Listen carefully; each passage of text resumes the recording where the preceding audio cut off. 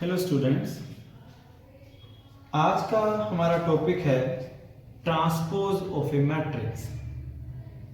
तो transpose of matrix बेटा है क्या? First of all it's a matrix. Transpose of a matrix is also a matrix. But ये matrix होता कैसे हमारे पास?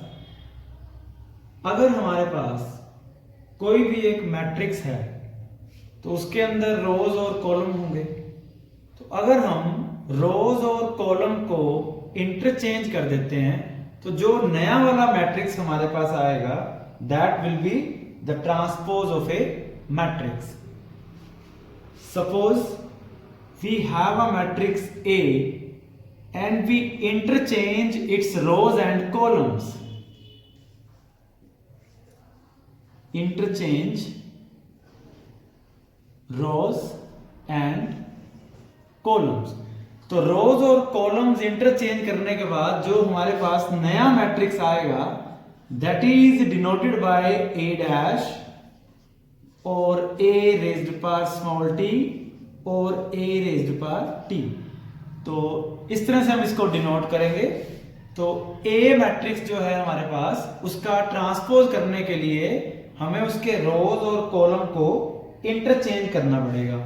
एग्जांपल देखते हैं जरा। Suppose we have a matrix A 1 2 3 4, then what will be its transpose?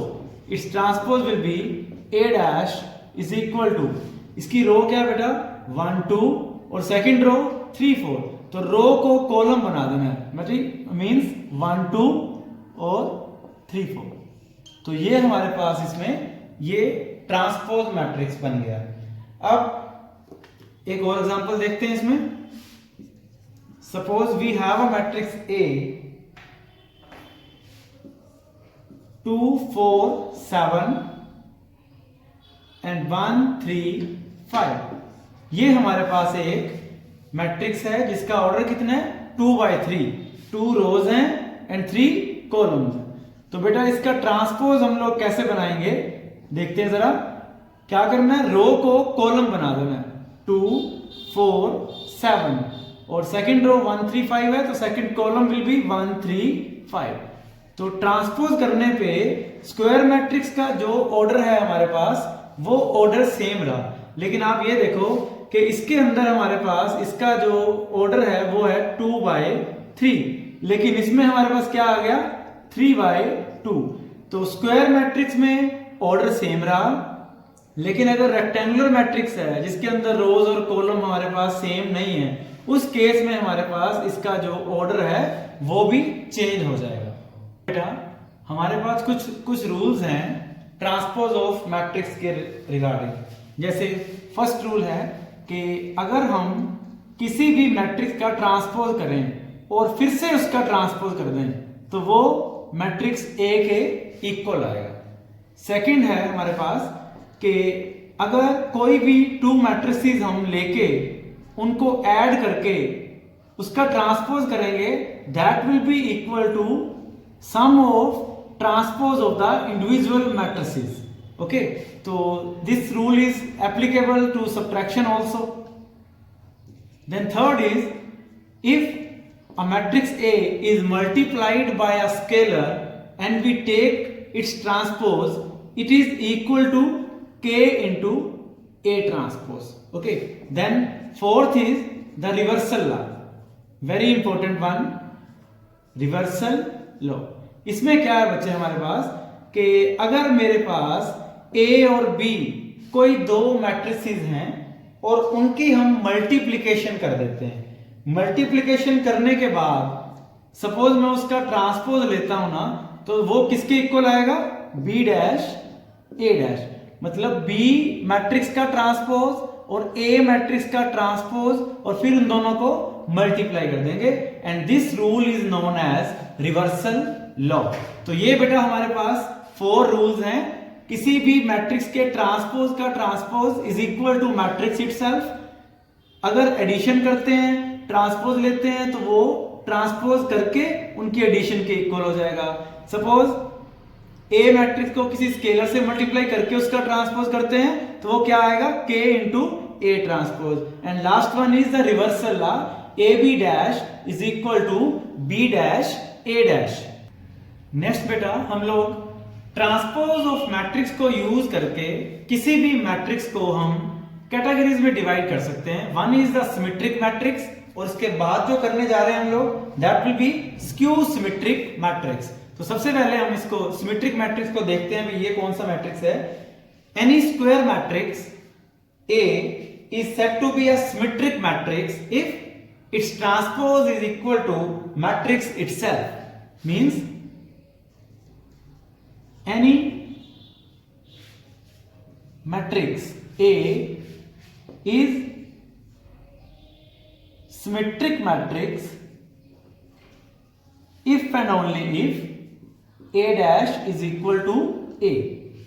तो किसी मैट्रिक्स का ट्रांसपोज करने से उसमें कोई चेंज ही ना आए, मतलब उसका ट्रांसपोज और मैट्रिक्स दोनों इक्वल आ जाएं, तो उस केस में हम लोग उसको सिमेट्रिक मैट्रिक्स बोलते हैं। इसको हम ऐसे भी लिख सकते हैं कि Aij is equal to Abi। ये एलिमेंट्स की फॉर्म में बोल रहा हूं मैं कि Aij एलिमेंट है, that will be Abi। Example देखते हैं हम। एक A मैट्रिक्स है, मान लो मेरे पास ये 1 2 3 4 4 5 5 6 6। अब यहां देखो जो हमारे पास प्रिंसिपल डायगोनल है स्क्वायर मैट्रिक्स का, उसके ऊपर नीचे जो एलिमेंट्स हैं वो सेम आ रहे हैं, जैसे 4 4 5 5 6 6। सो इस तरह का जो मैट्रिक्स रहेगा हमारे पास उसको हम सिमेट्रिक मैट्रिक्स बोलते हैं। जैसे ये देखो कि ये वाला कौन सा एलिमेंट है, ये वाला 4, ये हमारे पास फर्स्ट रो और सेकंड कॉलम का एलिमेंट है, मतलब 1 2, ये कितना है 4, और ये वाला कौन सा है सेकंड रो फर्स्ट कॉलम का, मतलब 2 1, तो ये भी 4 है। तो जैसे मैंने बताया आपको Aij must be equal to Abi, तो यहां पे देखो 1 2 और 2 1 दोनों क्या आ रहे हैं 4 4 सेम आ रहे हैं। उसी तरह से ये वाला क्या 1 3, ये वाला 3 1, ये 6 और 6, ये कौन सा एलिमेंट है 2 3, और ये कौन सा है 3 2, थर्ड रो और सेकंड कॉलम वाला। तो इस तरह से बेटा जी हमारे पास क्या है कि सिमेट्रिक मैट्रिक्स वो मैट्रिक्स है जिसके अंदर ट्रांसपोज करने से कोई चेंज ना आए। करके देख लेते हैं इसको भी हम लोग कि जैसे A मैट्रिक्स हमारे पास ये आ रहा है, इसको मैं ट्रांसपोज करना चाहूं A डैश, वो क्या आएगा रोज और कॉलम को इंटरचेंज करना है। इसकी जो फर्स्ट रो है हमारे पास वो है 1 4 5, इसको कॉलम बना दो 1 4 5। उसके बाद 4 2 6 है, second column 4 2 6। Then third row है हमारे पास 5 6 3, इसको थर्ड कॉलम बना देते हैं 5 6 3। तो ये देखो ट्रांसपोज लेने के बाद में भी हमारे पास सेम मैट्रिक्स A मैट्रिक्स ही वापस आ गया। तो इस तरह के मैट्रिक्स जो मैट्रिक्स आता है हमारे पास उसको हम बोलते हैं सिमेट्रिक। नेक्स्ट बेटा हमारे पास है स्क्यू सिमेट्रिक मैट्रिक्स। तो देखते हैं इसको क्या है। Any square matrix is skew symmetric if A dash is equal to -A, और एलिमेंट्स की फॉर्म में हम लिख सकते हैं इसको Aij must be equal to -Aj। लेकिन इसमें एक चीज आपने ध्यान में रखनी है कि इसके जो डायगोनल एलिमेंट्स आएंगे ना वो सारे के सारे 0 आएंगे। जैसे कोई एक मैट्रिक्स देखते हैं हम लोग, A मैट्रिक्स लिया, इसको लिखता हूं मैं 0 A B -A 0 C -B -C 0। तो ये बेटा हमारे पास स्क्यू सिमेट्रिक मैट्रिक्स आएगा। देखते हैं इसका ट्रांसपोज करें जरा। A dash is equal to क्या बनेगा 0 A B -A 0 C -B -C 0। तो ये इसका ट्रांसपोज किया, तो इसमें से माइनस कॉमन लोगे आप, तो ये हमारे पास नेगेटिव मैट्रिक्स बन जाएगा। सो A और A डैश में क्या चेंज आ रहा है, क्या लिख सकते हैं, that implies A dash is equal to -A, ये बनेगा। तो इसमें Aij और -Aji ये जो कंडीशन लिखी है उसको भी देख सकते हो आप कि जो हमारे पास इसके जो डायगोनल एलिमेंट्स हैं दे आर ऑल 0, और उसके बाद जो 1 2 और 2 1 एलिमेंट है उनमें क्या डिफरेंस आ रहा है माइनस साइन का, ये बी है ये माइनस बी है, ये सी है ये माइनस सी है। तो इस तरह से जो स्क्यू सिमेट्रिक मैट्रिक्स होता है हमारे पास, उसके अंदर एलिमेंट्स में क्या चेंज रहता है कि नेगेटिव साइन आ जाता है हमारे पास, उन दोनों के जो साइंस हैं वो ऑपोजिट रहेंगे। अब बेटा कुछ क्वेश्चंस ट्राई करते हैं इसके। जैसे कि हमारे पास ए मैट्रिक्स गिवन है 3 4 2 3 और आप लोगों ने a plus a dash find out करना है इसमें। तो कैसे करेंगे इसको? First of all finding the transpose of matrix, वो कैसे आएगा? रोज को कॉलम को इंटरचेंज करो, 3 4 2 3, ये आ गया इस ए मैट्रिक्स का ट्रांसपोज। अब एडिशन करनी है इसको, तो क्या आएगी? a plus a dash is equal to 3 4 2 3 plus a dash 3 2 4 3। अब बेटा ऐड करना है तो ऐड कैसे करेंगे? कोरस्पॉन्डिंग एलिमेंट से ऐड करेंगे। 3 प्लस 3 6, 4 प्लस 2 6, 2 प्लस 4 6, 3 प्लस 3 6।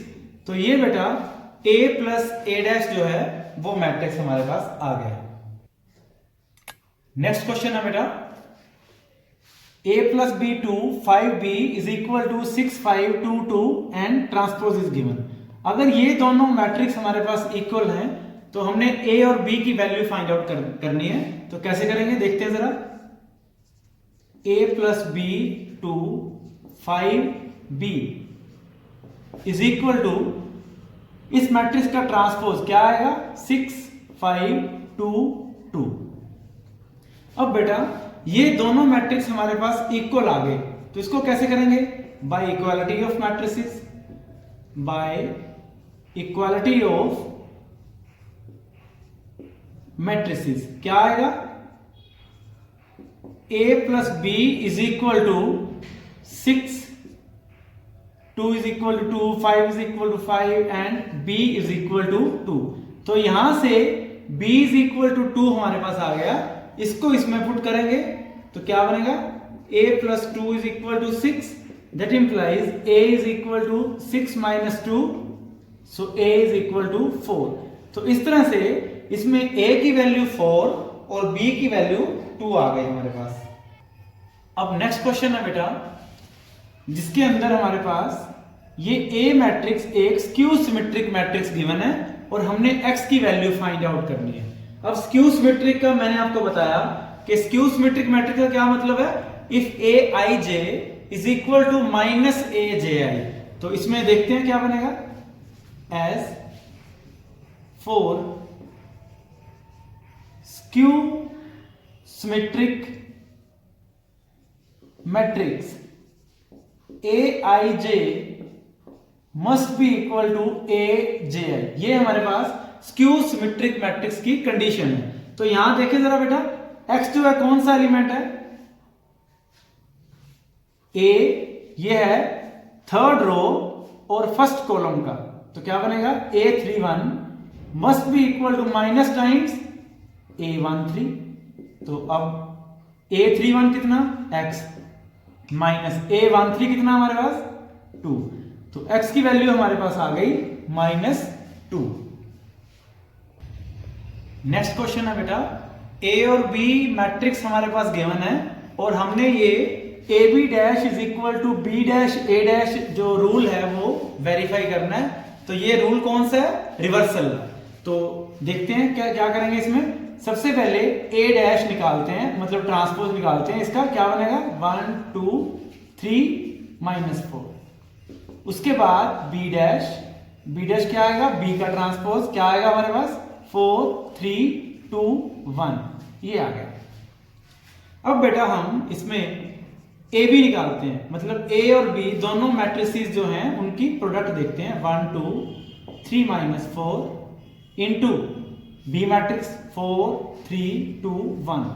तो इनकी प्रोडक्ट देखते हैं, हम कैलकुलेट करते हैं क्या बनेगी। देखो जरा, 1 into 4 4 plus 2 into 2 4, then 1 into 3 3 plus 2 into 1 2, 3 into 4 12 -12, 3 into 3 9 -4, ये आ गया। अब तो ये आ गया हमारे पास 4 + 4 8, 3 + 2 5, 12 - 8 4, 9 - 4 5।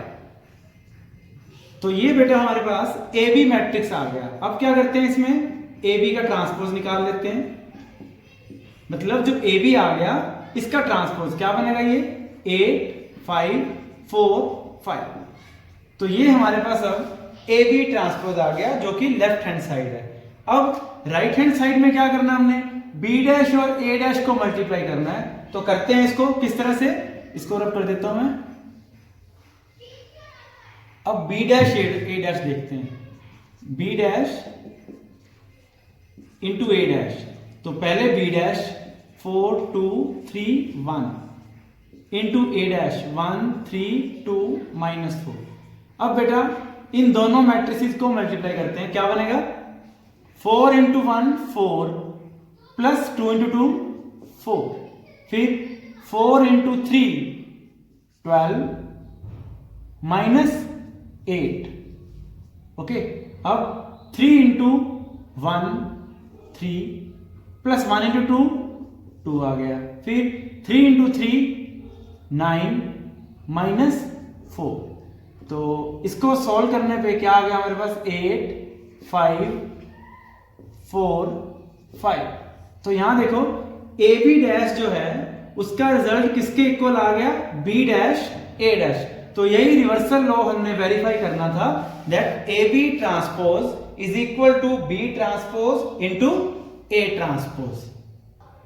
तो बेटा आज हमने ट्रांसपोज ऑफ मैट्रिक्स किया, उसी के साथ मैंने आपको सिमेट्रिक और स्क्यू सिमेट्रिक मैट्रिसेस के बारे में बताया और उसके कुछ क्वेश्चन किए हमने। तो आप इस एक्सरसाइज के क्वेश्चन करके देखिएगा, इसके आगे जो है वो नेक्स्ट लेक्चर में।